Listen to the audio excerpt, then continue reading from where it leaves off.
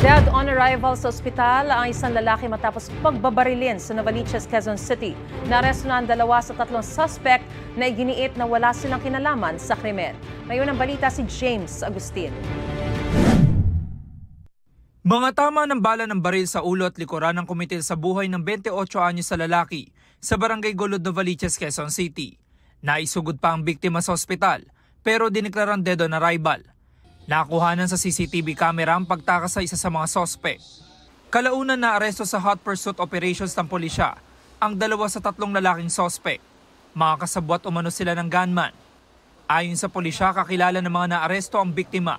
Base sa saksi, narinig at nakita niya yung 3 akusado. Nung lumabas yung biktima mula sa bahay, inaya nung 2 tumambay doon sa tindahan. Nakita nung witness na sumenyas yung 2 akusado doon sa gunman natin. Nang iproseso ng SOCO ang bangkay ng biktima, nakakuha sila ng 6 na sachet ng umano'y shabu. Isa sa mga tinitinang anggulo ng pulisya sa pamamaril ay may kinalaman sa iligal na droga. Ayon doon sa testimonya nung saksi, malamang daw po ito may kaugnayan sa illegal na droga dahil kilalang yung biktima as well as yung mga akusado is involved o kilala na involved sa illegal na droga doon sa lugar nila. Kilala sila na nagbebenta ng illegal na droga doon sa lugar nila. Sinampahan na ng reklamong murder ang mga sospek. Ang 50 anyos sa sospek ay dati nang nakulong dahil sa kasong pagpatay, habang ang 38 anyos sa sospek ay nahuli na rin dahil sa illegal na droga at pagsusugal. Itinanggi nilang may kinalaman sila sa pagpatay sa biktima. Wala akong katotohanan yun, sir. Katunayan nyo, sir, nagkukwentuhan nyo kami tatlo. Katabi ko yung binaral, sir. Yung bumarilo, sir, bigla lang dumating yung sir sa harapan namin, dumasa sa harapan namin.